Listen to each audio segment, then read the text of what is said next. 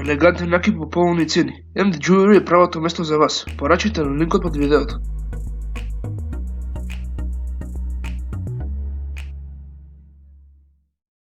Добро во оваа епизода. Јас сум Давид, а ова е Дали ти е страв. Ново хорор шоу каде што ќе ги читаме на страшните хорор приказни. Денес имаме еден многу бизарен случај, можам да кажам, па можеме веднаш да влеземе во случајот. Мрморењето започна пред околу една недела во исто време кога ја најдов грутката на слепоочницата. Имаше одредена корелација меѓу двете. Тоа беше очигледно. Подготвив појадок кога тивкото шумење што го слушав конечно се спои во глас. Добро утро, шепна некој. Звукот беше висок и рапав како гласот расипано радио. Стоев целосно мирно додека јајцата што ги пржев црцореа на шпоретот. Здраво, кажав гласно во празната кујна. Појадокот ви мирисе одлично, весело одговори гласот. И испуштив шпатулата од раци. Можеш ли го повториш тоа? Прашав. За вашиот појадок или другиот дел? Другиот дел. Гласот повторно потврди дека тоа е ѓаволот и ги повтори своите планови за моите очи. Исто така ми кажа дека се вика Педро. Ѓаволството било негово занимање. Ми шепотеше со месеци и бев изненаден што конечно го слушнав. Ми кажа дека треба да истискам грутката на главата кај слепочницата. Откако заврши со повраќањето во бањата, екзистенцијалниот страв секогаш има начин да ми прави гадење, па некако ја прегледав грутката. Беше приближно со големина на орев, цврст на допир и поглед од кожата околу него. Немаше болка, иако се чинеше дека гласот се зголемуваше кога го циркав. Во овој момент гласот, Педро, претпоставувам, пееше шоу мелодии. Почувствував како нешто ме лиже на задниот дел од левото очно јаболко. Од таму утрото ми тргна надолу. Се откажав од појадокот, сврваќи го моето полупржено јајце во корпата за отпадоци. Наместо тоа се обидов да се расположам, прво со вино, па со рум. Се што постигнав беше да се опијам до 11 часот. Буквално се начукав.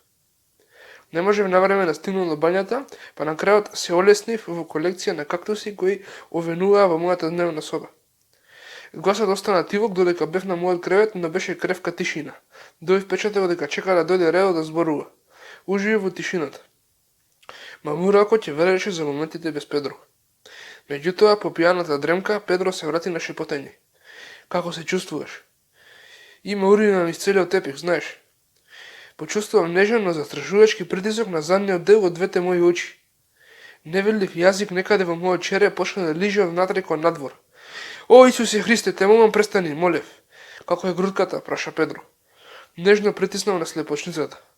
Грутката се отвори и сега беше влажна со мрсна бело-жолтеникова течност. Мирисеше на важен контейнер. Ја избришав раката со фармерките и повторно се потикнав. Грутката на слепочницата беше променета. Имаше кривини и мала дупка во средината. Ја стискав главата со двете раце, обидувајќи се да го потворам она што мислев да го чувствувам. Мојата глава роди трето уво. Твоите ебани очи, врескаше Педро во мојот ум. Јачината на звукот беше запрепестувачка, ми го осветлуваше нервите како да ми удрила светлина. Паднав од галчот и се свиткав на подот. За среќа, Педро мочеше цела ноќ. Следното утро најдов уште едно уво. Беше мало на мојата лева страна, веднаш под моето ребро. Очигледно беше уште едно мало уво со големина на орев. Од текот на следните неколку дена, се повеќе и повеќе грутки во форма на уши никнуваа и пукаа во нови уши со различни форми и големини. Ситните уши ги покриваат двете раце. Ова е радио од пеколот, ми рече Педро. Слушај, користи ги твоите нови уши, сите. Зошто се случува ова, прашав. Педро не одговори. Подоцна таа ноќ се разбудив од новото ужасно чувство на завити како ми ги гризат очите. Имаше огромен притисок, остри предмети удираа во мене однатре. Престани, те молам запри, викав молејќи го да престане, бидејќи болката беше неиздржлива. И наеднаш двете очи ми пукна одеднаш и испадна од мене. Мојата визија стана црна, вистинска црна, апсолутно отсуство на светлина. Нешто ми џвакаше оптичките нерви, кинеше и џвакаше по долгите нерви кај очите што ги користев за да гледам. Болката беше неподнослива. Врескав додека не се несвестив. Без свест сонував масивни дрвја со светла што висеат од нивните гранки.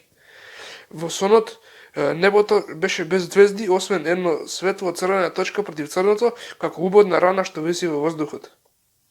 Ми требаше еден момент да сватам кога се разбудив. Немаше повеќе болка, но бев целосно слеп. Не само слеп, туку и без очи. Имаше важна леплива материја, претпоставувам дека ми течеше од дупките каде што ми беа сместени очите.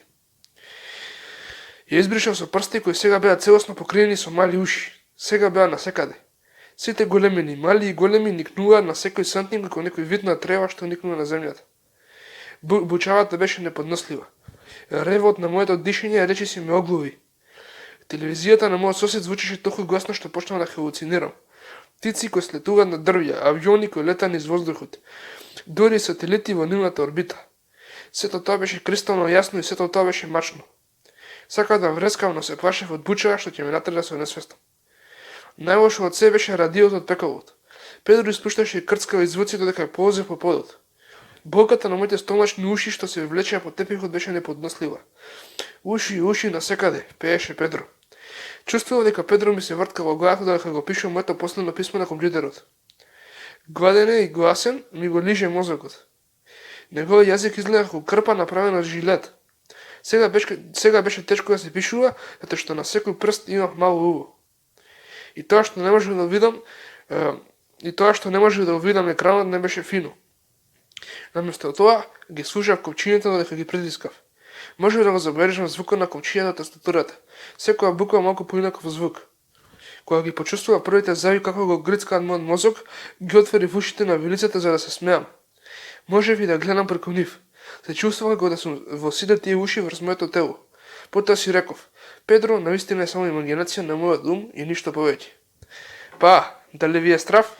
Мора да признам едно од најгамните хорор приказни што ги читавме во ова шоу. Значи, неверојатна приказна. Не знам од каде да почнам првин. Значи, све ова е фикција, да се разбереме, значи ова не е никаква вистинска, нема врска со вистинска случка, овој случај што работевме сега е чиста фикција, значи нема ништо вистинито во овој случај. Каде прво од каде да почнам со објаснувањето, мислам дека не знам како да го објаснам овој случај затоа што све е фикција, све е научна фантастика овде. Со други зборови, овој нараторот најнаш почна да му растаат како мали уши низ целото тело. Првин тука на слепошницата почнало едно да му расте како гној и подоцна овој Педро, што го нарекол Педро во главата, почнало да му збори. И не само да му збори, туку направи многу полоши работи. Значи овој Педро бил некој демон што живеел натре во нашиот наратор, и тој демонот Педро, почнал да му ги гризе двете очи. Подоцна како успеа да му ги изгризе, му ги пукнува едноставно, му ги некако не знам како направи и очите му излегле надвор од нараторот, не може да гледа, има ужасна болка низ целиот овој процес. И подоцна кога стана последниот пат, видел дека целото од неговото тело е покриено со мали уши. Подоцна тие уши преку тие уши слушал свет, дури целата природа надворе слушал. Од толкава време за малку ќе се мрднал, така више се мрднал овој наратор наш во фикционална приказна и толку било гласно што тој паднал и подоцна кога почнал да слуша од сите негови уши, дури можел да ги слуша и авионите надвор што биле. На крај тој можел и да гледа преку овие уши и подоцна ги користел како моќ. Подоцна си рекол ова ќе го користам како моќ, а Педро е само дел од мојата имагинација, колку што успеав да разберам, така е. Си рекол Педро е само некој што јас го измислив во мозокот и сега овие уши ќе ги користам како моја моќ и подоцна толку завршува не знаеме што направи нараторот, како и да ова беше само фикционална приказна. Мене ми се допадна, но имаше многу грозни детали во оваа сама приказна и мислам дека со ова можеме да завршиме оваа 5-та епизода од Дали ти е страв. Во вторник излегува, во петок излегува 6-та и последна епизода од овој нов серијал Дали ти е страв. До тогаш можам да кажам пријатно и се најдобро.